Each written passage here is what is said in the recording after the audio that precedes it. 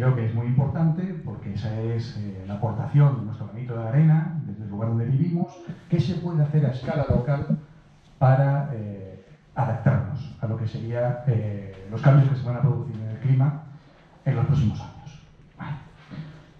Es indudable que el cambio climático es un tema de rabiosa actualidad. Todos tenemos presente en nuestras cabezas pues lo que sería la cumbre del clima que se celebró en Madrid el mes pasado, ¿verdad?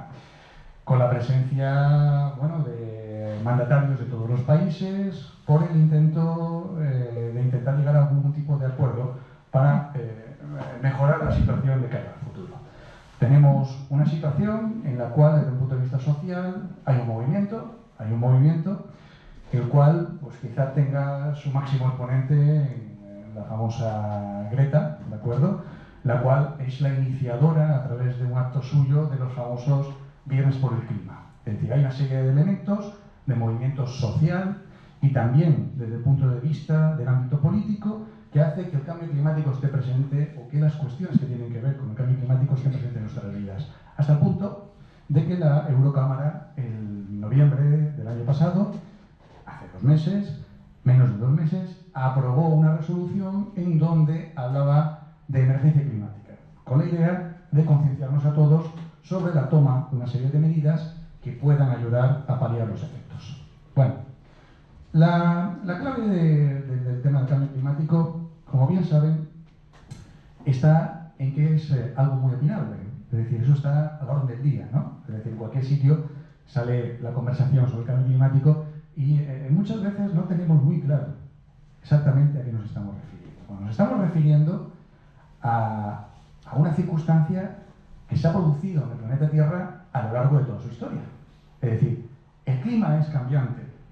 El clima ha cambiado en el pasado, está cambiando en el presente y cambiará en el futuro. Y los tipos de clima que se han producido y que se producirán seguramente son incluso hasta irrepetibles. Es decir, hay una situación que a lo largo de la historia se han producido modificaciones en el clima. ¿Por qué? Bueno, pues en principio el tema de la temperatura, solamente centrándonos en el caso de la temperatura, sabemos que, bueno, pues que el planeta Tierra recibe una radiación solar, una energía que es la que realmente configura las características de la atmósfera. Cuando esa radiación solar llega al planeta Tierra, se produce lo que es una serie de interconexiones y equilibrios entre lo que llamamos el sistema climático, que son los elementos que tienen ustedes ahí: la atmósfera, la hidrosfera, la litosfera, la biosfera y la criosfera. Es decir, esa energía que llega, me va a costar un poco moverme por aquí, pero bueno, voy a intentar que más o menos. Aquí tienen una gráfica en donde va desde el momento actual hasta 800.000 años hacia atrás en el tiempo. Y en función de los estudios científicos que se han realizado, hemos podido más o menos conocer cuál era, en este caso, la temperatura a lo largo de ese estudio. Esta línea que aparece aquí es una temperatura media y observamos como hay zonas valle, estas zonas que están marcadas con una flecha azul, en donde son periodos fríos que ha tenido el planeta Tierra. Y luego tenemos esos picos que salen hacia arriba, que están marcados con unas flechas rojas, en las cuales nos encontramos en momentos de un calor superior a la media a lo largo de esa, como decía, de esa historia. Bueno, pero ¿por qué se producen, no? ¿Por qué se producen esos cambios? Esos cambios se producen de manera natural. Es decir, nadie podrá decir que la influencia de los vehículos tuvo algo que ver 200.000 años hacia atrás en el tiempo. Es decir, los cambios se producen de manera natural. El cambio climático es algo natural, ¿de acuerdo? ¿Cómo se alteran el balance de la energía? ¿Qué es lo que produciría esos cambios en el clima? Bueno, pues hay una serie de elementos que son importantes. Tenemos, por un lado, los cambios que se pueden producir en la energía interceptada por la Tierra. ¿Por qué?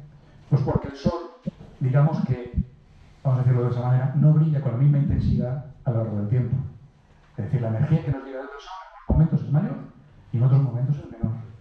Y además, por la misma posición de la Tierra con respecto a la órbita solar, estamos más cerca, pues podemos estar más lejos, ¿de acuerdo? Con lo cual, la radiación solar que llega a la Tierra cambia a lo largo del tiempo.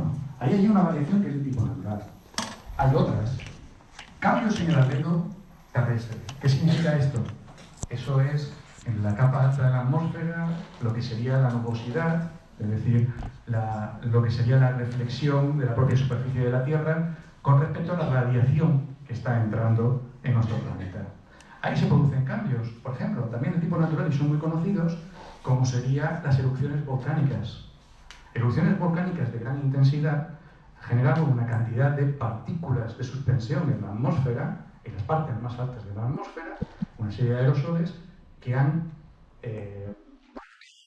que la temperatura descendiera en la Tierra. Es decir, eso también es de tipo natural. Y luego, bueno, pues tenemos una serie de cambios en el flujo de energía del espacio. Volvemos a decirlo, es el momento de la reflexión. Cuando la energía solar llega, la radiación solar llega, tenemos una radiación terrestre que es de vuelta, y ahí esa devolución depende de una serie de factores que es lo que conocemos como efecto invernadero. ¿De acuerdo? Lo vemos un poquito más adelante. Aquí abajo, por ejemplo, tenemos lo que sería la variación por ciclos solares del número de manchas solares. Ahora le llamamos una mancha solar, ¿no? Esas manchas negras que se producen en el Sol. Bueno, pues aquí tenemos, por ejemplo, esa variación natural. Y alguien podría pensar ya, pues entonces las manchas solares afectan al cambio climático. Bueno, pues uno de los momentos de la historia de los menos se contabilizaron menos cantidad de manchas solares u otras, en el periodo más moderno, de tipo antrópico. Porque nos encontramos con que la concepción de cambio climático tiene dos vías, ¿de acuerdo? Desde un punto de vista científico, para el panel interdocumental de cambio climático, el cambio climático es algo que se produce. Cuando nosotros escuchamos sobre cambio climático en los medios de comunicación, y es, además, el concepto que se utiliza, por ejemplo, para los premios Nobel, ahí no. Estamos hablando de los cambios que se producen en el clima motivados por la intervención antrópica. ¿De acuerdo? Entonces, intervención antrópica. Yo creo que muchos de vosotros ya habréis escuchado cuáles son los principales elementos que provocan el cambio climático. Las emisiones de CO2 por parte de la industria, los vehículos, es decir, la combustión, la deforestación, los fuegos, que ahora mismo están en boga también por el tema de Australia, las emisiones de CO2, la pérdida de masa que absorba carbono. En el caso de la ganadería, sabemos que la cabaña, bueno, las distintas cabañas, son las causantes de cerca del 40% de las emisiones de metano a la atmósfera. Bien. La agricultura, los fertilizantes, los insumos que se utilizan en la agricultura suelen ser también causantes de emisiones de óxido nitroso a la atmósfera. Y la contaminación del mar. El hecho de que nos carguemos los ecosistemas marinos también afecta a la capacidad de absorción de CO2 que tienen nuestros océanos. ¿Bien? Entonces, hay sí, ciertamente, una serie de elementos en nuestras vidas que pueden provocar que se produzca ese calentamiento. Mejor dicho, que pueden provocar que se impulse o se refuerce el efecto invernadero. Porque el efecto invernadero es natural también. Es decir, el hecho de que la atmósfera permita el calentamiento de la superficie terrestre es lo que permite que haya vida. Es un fenómeno natural. Sin la atmósfera, pues se calcula que la superficie de la Tierra estaría en torno a menos 18 grados centígrados, parecida a la superficie lunar. ¿De acuerdo? Entonces, es la atmósfera lo que cambia la circunstancia de nuestro planeta con respecto a otros. Entonces, es natural, sí. ¿En qué momento esto supone un refuerzo del calentamiento? Pues en el momento en el que la emisión de gases de efecto invernadero, metano, óxido nitroso, CO2, mayor cantidad de vapor de agua, etc., es aportado por el hombre de tal manera que impide que la radiación que entra desde el Sol a la superficie terrestre escape a la atmósfera. ¿Vale? El estado natural es muy transparente. Es decir, la radiación solar entra y el porcentaje que corresponda sale. Pero los gases de efecto invernadero actúan como si fueran ciertamente algo opacos. Permiten que entren, pero no permiten que salgan. ¿De acuerdo? Esa es un poco la idea de lo del efecto invernadero. Entonces, ¿por qué podemos afirmar ya de una manera más contundente que el ser humano es el causante del calentamiento que estamos viviendo actualmente, de los cambios de patrón en el clima que estamos ya experimentando? Pues, sencillamente, porque los registros se han disparado precisamente desde la revolución industrial. En principio, hubo controversia por parte de los científicos. Unos hablaban de enfriamiento del planeta y otros del calentamiento. A día de hoy no da lugar a discusión. Es decir, es evidente que se está produciendo el calentamiento, y cuando yo estudiaba en su momento, las dudas eran si realmente el ser humano era el causante del cambio climático. O sea, no se discutía el cambio climático, sino si era el causante. A día de hoy ya eso tampoco está en discusión. Sí, el ser humano es causante también del cambio climático. Bueno, aquí vivimos, aquí interactuamos y por tanto tiene sus efectos, indudablemente. Observen, por tanto, la gráfica. Aquella iba 800.000 años atrás, ¿eh? Aquí no, aquí estamos hablando de prácticamente los 2.000 años, ¿vale? Y ahí vemos cómo se producen esas variaciones con respecto al promedio y cómo se han ido disparando en los últimos 50 años.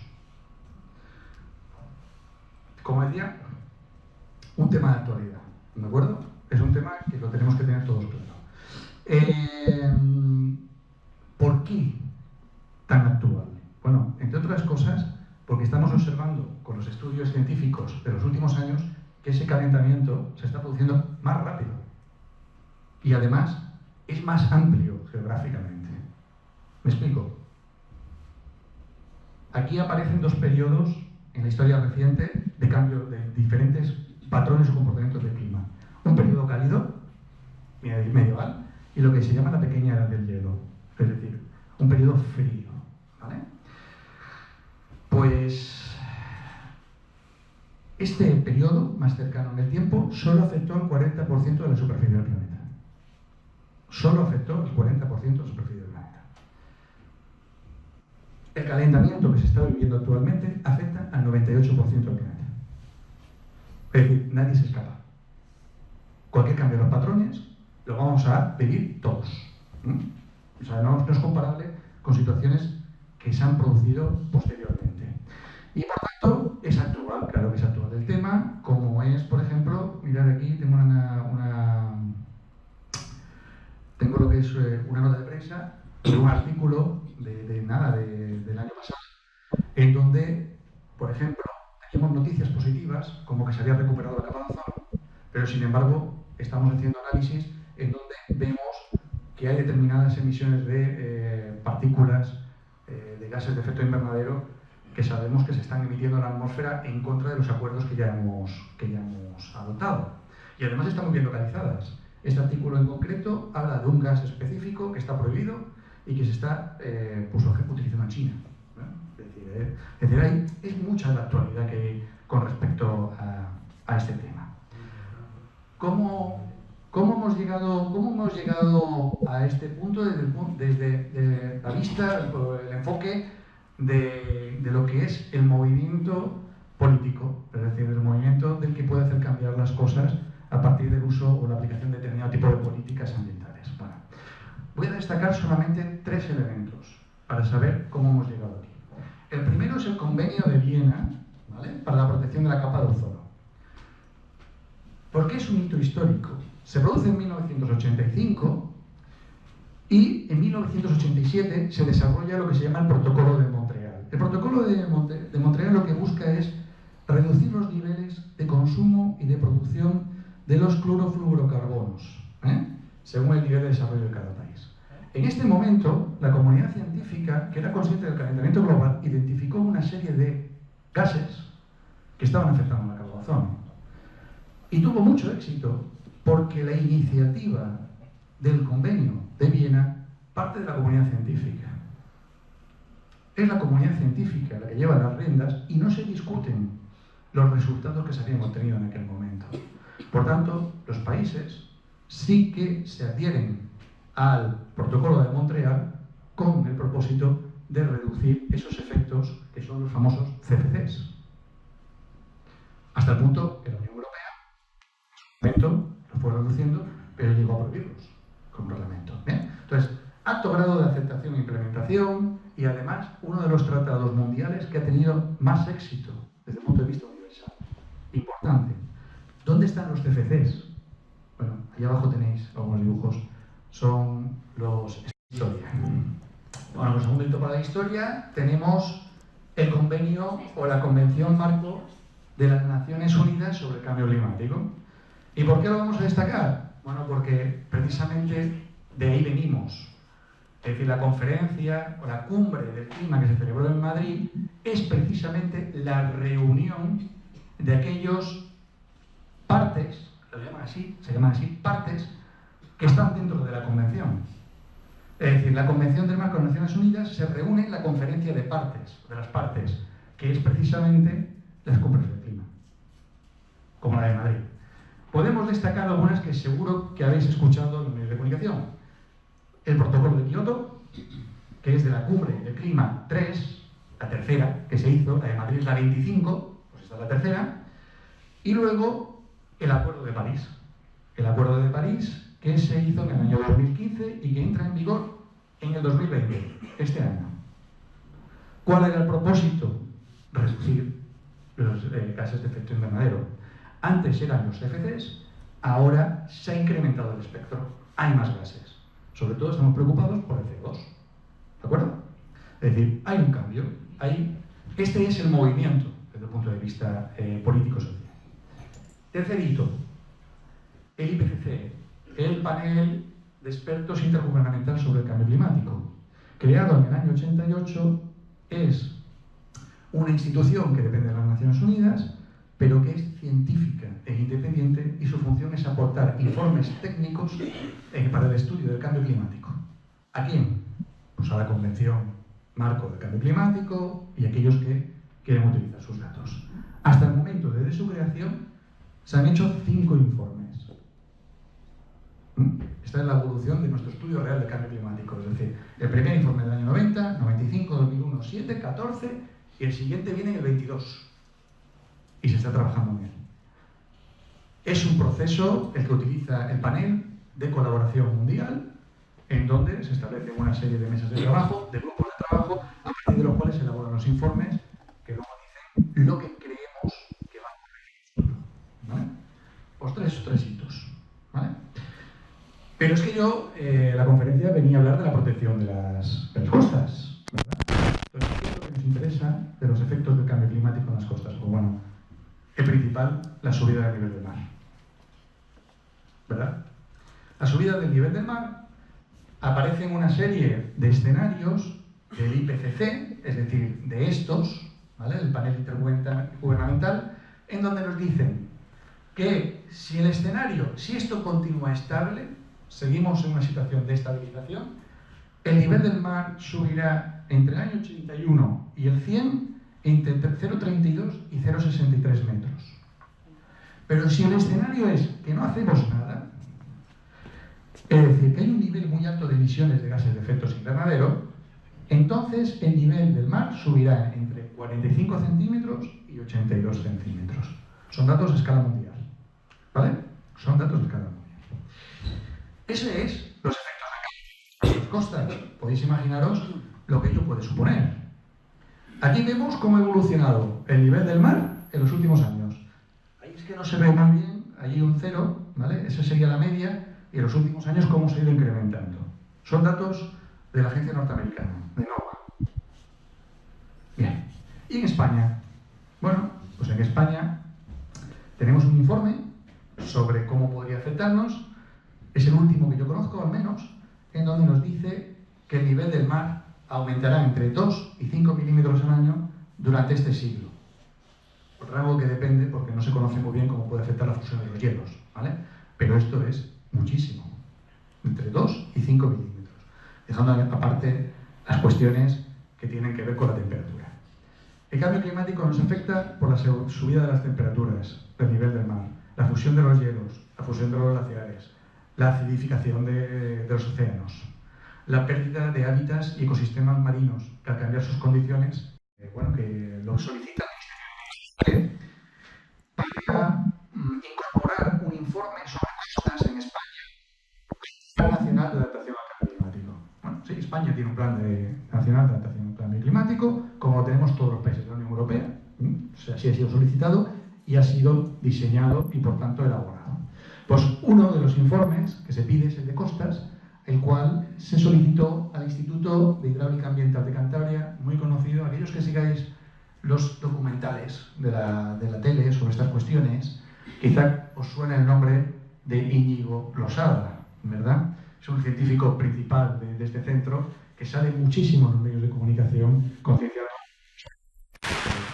Bueno, ese proyecto nos dio unos resultados interesantes. Compartimentó todo el territorio nacional, toda la costa, en una serie de cuadrantes, y dentro de cada cuadrante incorporaron una serie de puntos en donde se hicieron unos cálculos sobre cómo hacer. Vamos a la costa de Alicante. Nosotros estamos en un estadio intermedio. Aquí vemos desde el sur de la provincia hasta más o menos donde nos encontramos, ¿de acuerdo? Tenemos un estadio intermedio, a 2 metros aproximadamente. Eso con respecto al retroceso de la costa. Pero con respecto a la pérdida de arena, de playas, de superficie de playa, este espacio perdería casi un 4% de superficie de arena de playas. Para pensárselo, ¿eh? 4% puede sonar poco, pero luego hay que verlo. Bueno, datos por tanto mucho más cercanos a nosotros. ¿Qué sucede? Por tanto, pues sucede que con toda esta serie de elementos de juicio, lo que nos debería preocupar, y mucho, y tendríamos que hacer algo, es sobre los problemas que tienen que ver con la erosión costera. La pérdida de las playas, en definitiva. Entonces, por ejemplo, la Estrategia Territorial de la Comunidad Valenciana, aprobada en 2012, nos decía que la erosión costera era un riesgo con gran impacto en el litoral valenciano. Más del 60% del litoral se encontraba en regresión. Es decir, se estaba perdiendo. Y en un 14% de la costa los problemas de estabilidad se podían calificar como graves. No lo digo yo, lo dice la Generalitat Valenciana en su plan estratégico. ¿Y qué dice también en su plan estratégico? Pues nos da indicaciones a todos aquellos que tienen competencias en planificación territorial. Ahí podemos incluir a los ayuntamientos.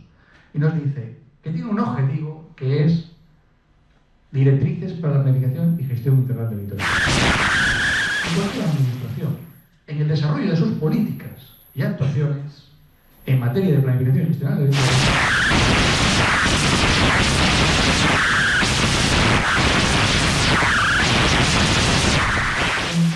erosión, etc. Es decir, que tenemos que planificar nuestro territorio acorde a un problema de erosión costera que está presente. Una erosión costera que puede ser inducida, como dice el propio plan. ¿Qué significa inducida? Con la construcción de puertos, de diques, es decir, eso puede inducir fenómenos de erosión, o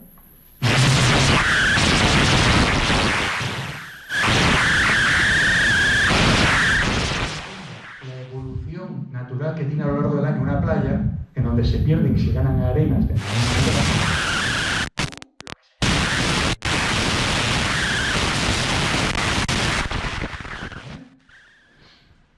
Bien. ¿Por qué nos preocupa tanto? Bueno, pues nos preocupa tanto porque no nos podemos engañar. Es decir, no es una preocupación nuestra, es una preocupación internacional. Aquí tienen otra nota de cómo se están calculando los efectos que esto tendría. Bueno, no nos podemos engañar. Es decir, los municipios costeros concentran la mayor cantidad de población y bienes en nuestro país. Los municipios costeros, 17 de 22 provincias, tienen más de 2/3 partes de la población, que se sitúa en una franja de 10 kilómetros de la costa. Se calcula que a 2 kilómetros de la costa puede haber 11 millones de personas viviendo. En España.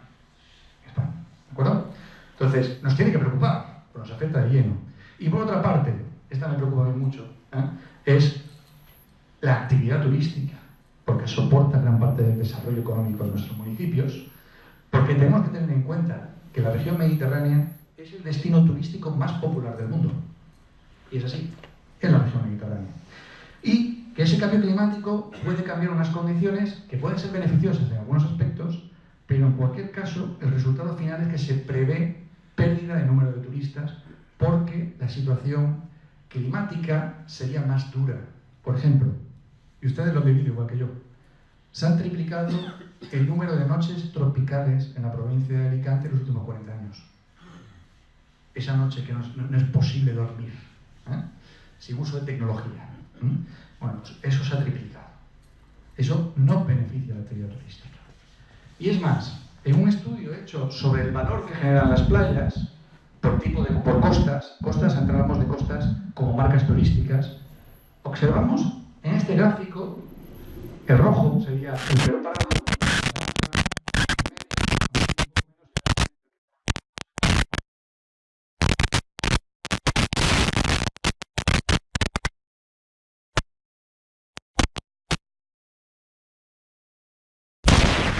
Costa Blanca y la costa de Castellón.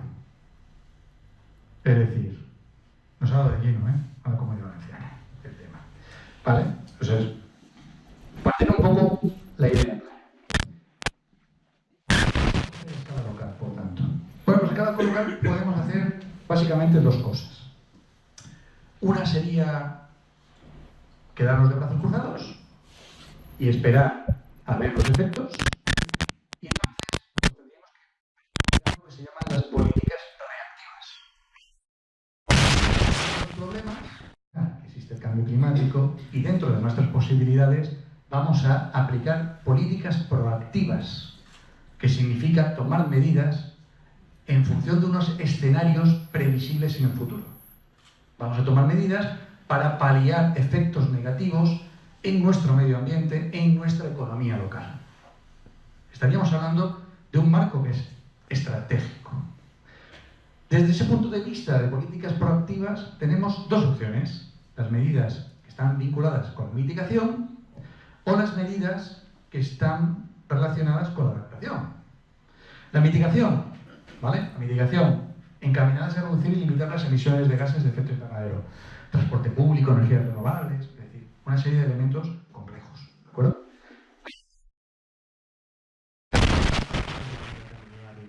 Yo lo que he dicho en el análisis de las costas son los efectos.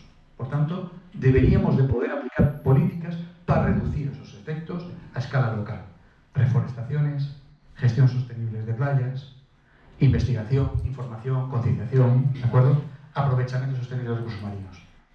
Me quedo con esta, ¿vale? Me voy a quedar con esa porque es algo que en el entorno local sí que lo podemos practicar.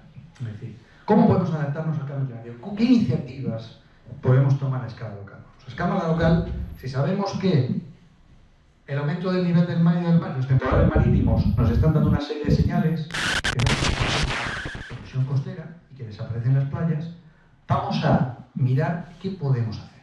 Bueno, pues observamos nuestras playas, vemos en qué somos competentes. ¿Qué estamos haciendo? Podemos ampliar alguna competencia,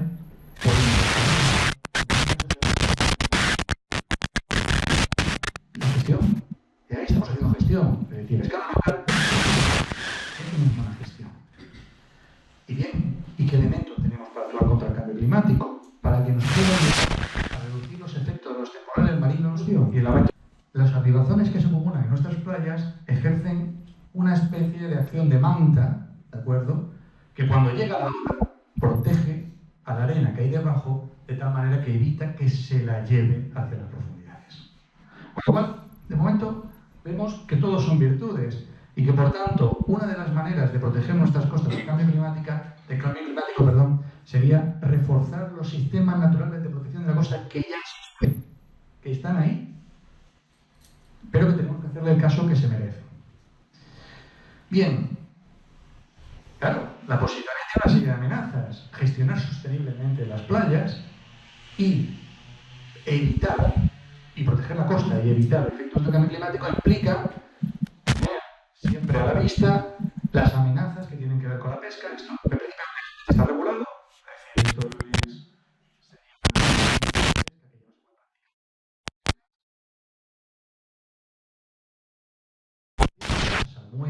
pues eso, una pérdida importante de superficie, y luego las especies invasoras, que también llegan por efectos del cambio de la temperatura del agua, como la caulerpacia cilindracia, ¿de acuerdo? Más cuestiones para la adaptación al cambio climático. Bueno, pues, ¿cómo gestionamos los arribazones? Si hemos dicho que esa especie de manta que está en las playas está protegiendo nuestras costas, tendremos que gestionar los arribazones de una manera sostenible. ¿Por qué? Porque cuando retiramos los arribazones de nuestras playas, y no estoy diciendo que no se tengan que retirar, estoy diciendo que hay que hacerlo dentro de lo que es una gestión sostenible, se produce una pérdida de arena.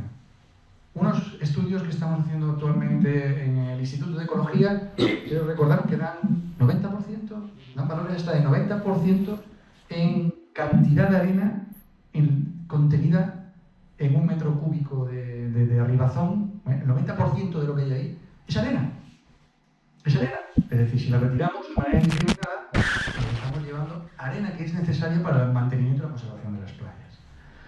Si lo retiramos, en momentos que se producen principalmente temporales de levante, aumenta la erosión, porque le hemos quitado la cobertura de protección a las playas. Y además, bueno, pues se pierden los nutrientes que forman parte, pues, por ejemplo, de la cadena alimenticia de aves marinas, crustáceos, moluscos, que bueno, que están ahí, ¿de acuerdo? Es decir, hay una serie de elementos que son interesantes. Así que creo que deberíamos, para tomar medidas de adaptación al cambio climático en nuestras playas, como ejemplo de protección de la costa, al menos deberíamos tener claros cómo es la dinámica litoral en nuestro municipio y monitorizar las playas. Porque estamos hablando de que el cambio climático es algo que se produce con el paso del tiempo, con lo cual es importante tener series de datos temporales para poder comparar, para saber qué se está produciendo, qué tendencia se está produciendo. Necesitamos datos, porque si no, no vamos a llegar a ningún sitio. El estudio de dinámica litoral consiste, pues, en una aplicación informática en donde nos explican cómo la intensidad del oleaje y cómo son las corrientes en nuestras costas. Aquí tenéis un ejemplo, ¿vale? Esto es una simulación de utilizar tecnologías tremendamente avanzadas. Bueno, son tecnologías que no son precisamente, pero no son tampoco demasiado caras como para no poder desarrollar alguna labor de que, pues en este caso, en conocer cómo evoluciona la línea de costa a lo largo del año, utilizando sistemas. Tenemos lo que sería un análisis de líneas de costa a lo largo del tiempo, en las distintas mediciones. Si la costa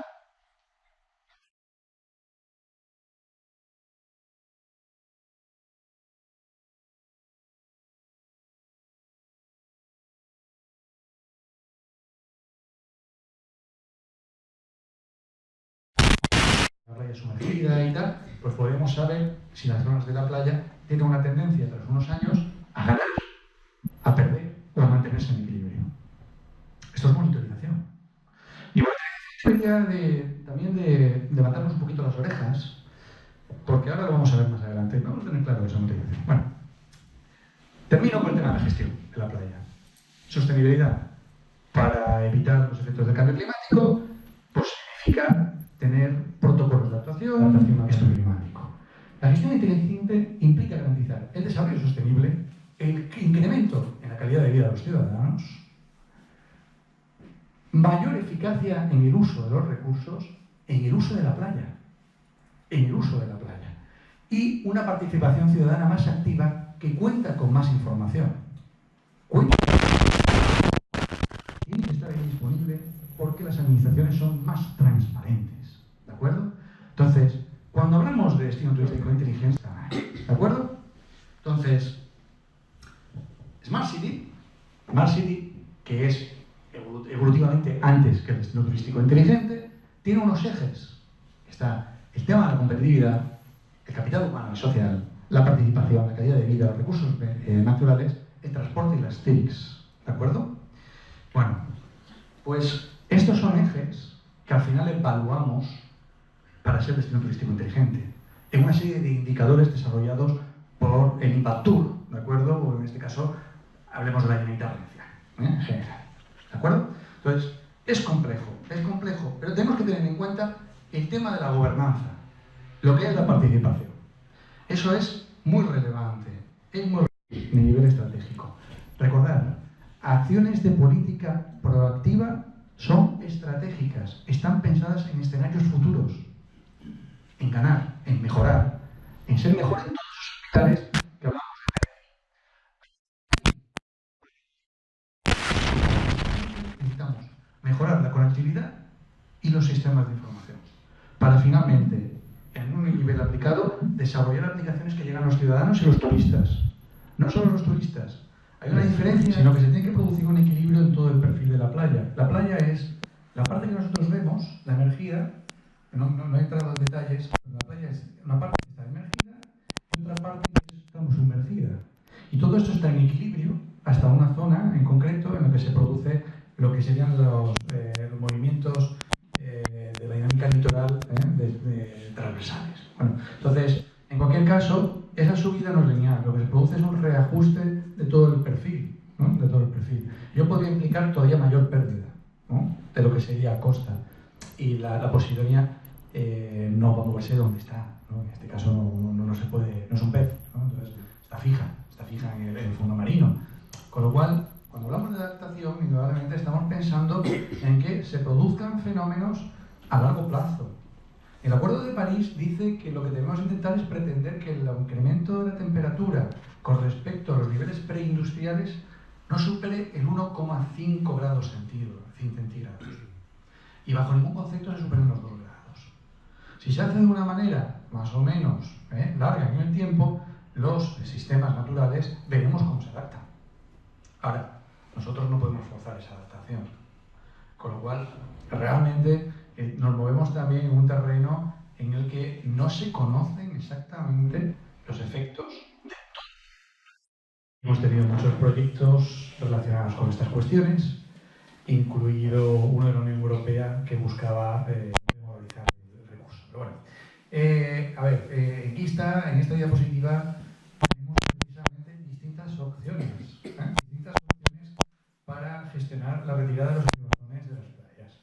Y lo que es evidente es que podemos tener muchas opciones, pero algunas son mejores y otras son peores.